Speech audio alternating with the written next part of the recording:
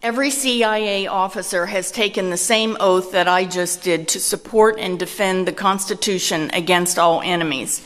And today, I recommit that I will do everything in my power to justify the faith that President Trump and the American people have placed in us, and to make sure that CIA continues to provide the intelligence needed to keep our country safe. I would be remiss if I did not also note the tremendous pride I take in being the first woman to serve as director. I would not be standing before you today if not for the remarkable courage and dedication displayed by generations of OSS and agency women in roles both large and small, who challenged stereotypes, broke down barriers, and opened doors for the rest of us. I am deeply indebted to them, and I am extremely proud to follow in their footsteps and to carry on their extraordinary legacy. I stand on the shoulders of heroines who never sought public acclaim, but served as inspirations to the generations that came after them.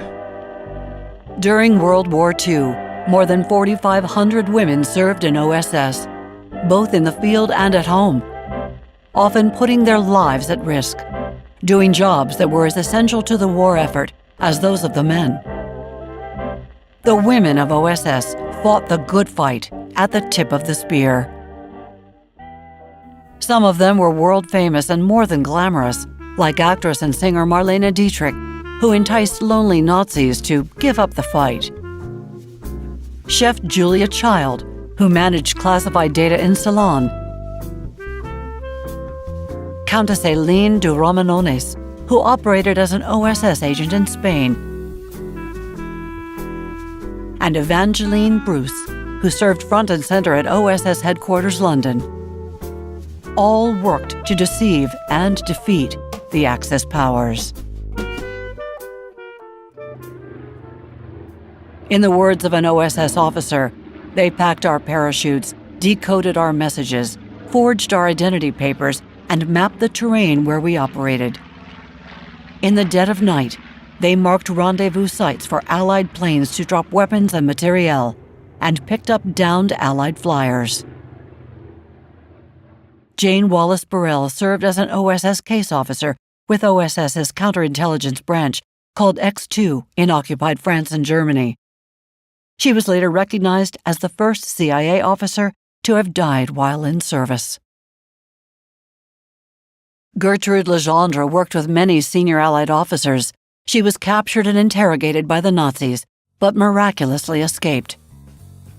Cora Dubois worked alongside Lord Louis Mountbatten and OSS Commander John Coughlin in OSS's war room with Detachment 404 in Ceylon. Stephanie Czech-Rader worked undercover for OSS in war-torn Warsaw, where she spied on the Soviets as well as on former Nazis. She famously said OSS gave me a gun, but I never carried a gun. What the heck was I going to do with a dumb gun? Certain women of OSS deserve special mention. First and foremost is Virginia Hall, who was inserted twice behind enemy lines into occupied France. Known to the Gestapo as the lady who limps due to her wooden leg, she served courageously, maintaining radio contact with OSS headquarters in London as she coordinated airdrops, staged rescues, and rounded up Nazi spy nets. She evaded capture innumerable times. Awarded the Distinguished Service Cross by General Donovan, she was the only civilian woman to receive this distinction in World War II. Another heroine was Barbara Lauers-Podolsky, a diminutive army private of Czech extraction. She was a master of black propaganda, morale operations now known as disinformation. Working out of Rome in the fight up the boot of Italy, interrogating German POWs, she convinced hundreds of Czech soldiers to defect to the Allies, telling them they were being used and exploited by the Nazis and the war was lost. For her ingenuity and her bravery, she was awarded the Bronze Star. Betty Lucier's father was a World War I ace, and her godfather was Sir William Stevenson, the man called Intrepid. Forbidden to fly combat, Betty ferried airplanes for the Air Transport Auxiliary throughout the European theater. She then worked on Ultra, breaking codes at Bletchley, and joined X2 based in North Africa. Her last act was rolling up a big Nazi spy ring in France, promising a star-struck Nazi paymaster, "We can get you to Hollywood, but we need something in return." The Nazi gave Betty his list of collaborators, but he never did make it to Hollywood. Betty McIntosh was on the island of Oahu the day the Japanese bombed Pearl Harbor. Fluent in Japanese, Betty joined OSS and worked in morale operations. She created propaganda to demoralize Japanese soldiers fighting in Burma by describing how badly the war was going for the Japanese. One of her fondest memories was of General Donovan striding into OSS headquarters in Ceylon, and with his Irish swagger asking, "So tell me, what mischief are you up to?"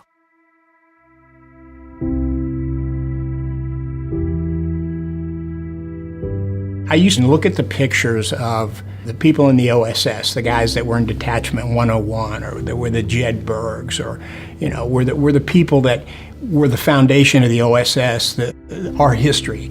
And I always used to look at the faces and I looked at the eyes. And what dawned on me was there's no difference between those people that were doing that as the greatest generation and the people that are doing it now.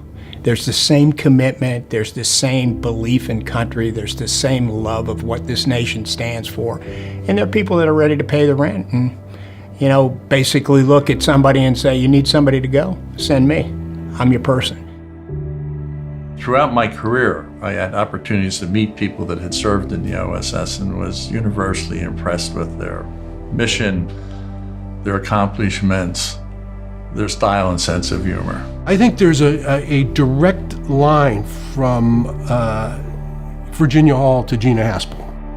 Following in the footsteps of the remarkable men and women of OSS, Gina Haspel has dedicated herself in the same selfless spirit to serve the CIA's sacred mission. She was born in Kentucky and grew up as an Air Force brat on military bases around the world. She went to high school in Britain. She's a huge fan of the national champion Kentucky Wildcats, although she transferred from that university to its rival, the University of Louisville, where she graduated with honors with a degree in journalism. She's got an incredible core set of values, and obviously that probably comes from her upbringing. Her parents have a lot to do with that. Middle class American family, military family, born in Kentucky, kind of heartland of America, and there is a grace coupled with a directness that I think is very important. Working as a contractor with the 10th Special Forces Group at Fort Devens, Massachusetts, she ran the library and language lab. One of the soldiers, Michael Vickers, suggested she look into the CIA as a place where women could serve doing clandestine work around the world. So she sent off a letter simply addressed CIA, Washington, D.C.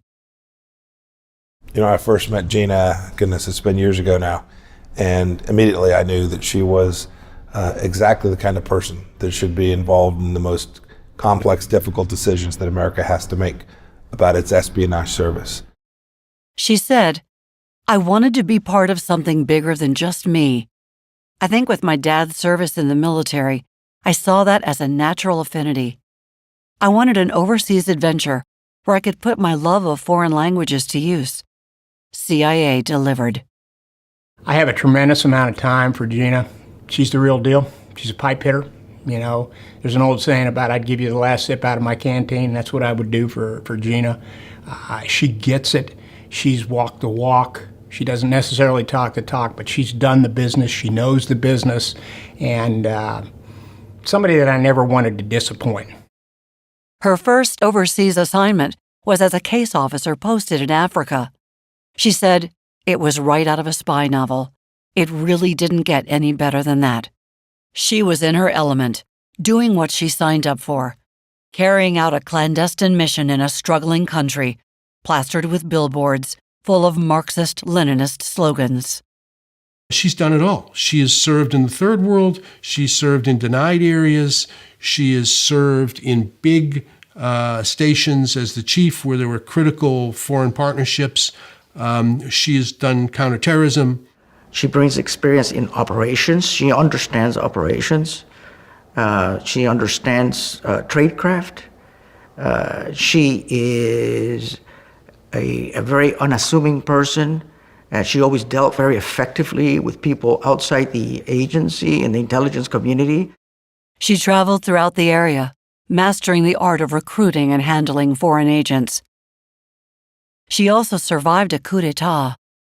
She served as station chief in multiple hardship posts. One night, having learned terrorists were arriving in her country, she quickly mounted an operation that led to the terrorists' arrest and imprisonment, along with the seizure of computers that contained details of a terrorist plot. I was impressed immediately by her. I was impressed with her smarts, her knowledge of clandestine operations, her demeanor, her everything. Whenever there was a crisis or a need, she went to it. She wasn't drafted, she actually went to it. So when 9/11 came, she actually went to the office and said, I want to serve. And that was a personal sacrifice. As the fight against Al-Qaeda was heating up, she asked to be assigned to the agency's counterterrorism center. Her first day on the job was September 11th, 2001.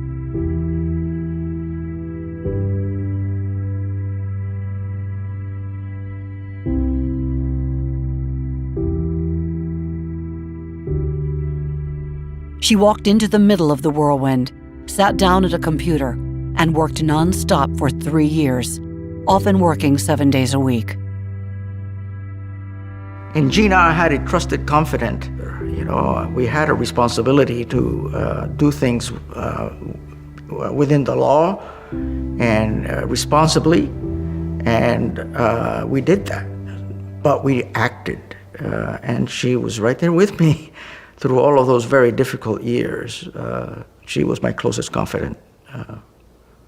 She paid a price because of all of the investigations that came through, but she did a great job.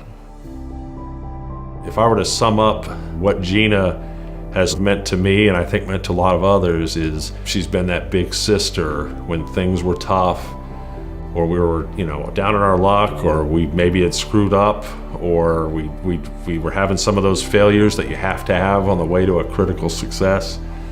And she was able to keep us moving, keep us well-oriented, keep us ethical, keep us optimistic, keep us, retaining our high standards and searching for excellence.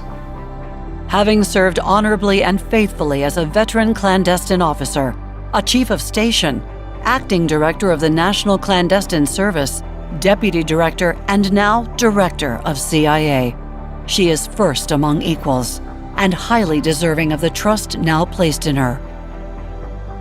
She's an inspiration for all of the CIA's officers. She leads with a style that is quiet and confident, but at the same time, that Gina Haspel will stop at nothing to achieve the outcomes that the CIA has been tasked with achieving.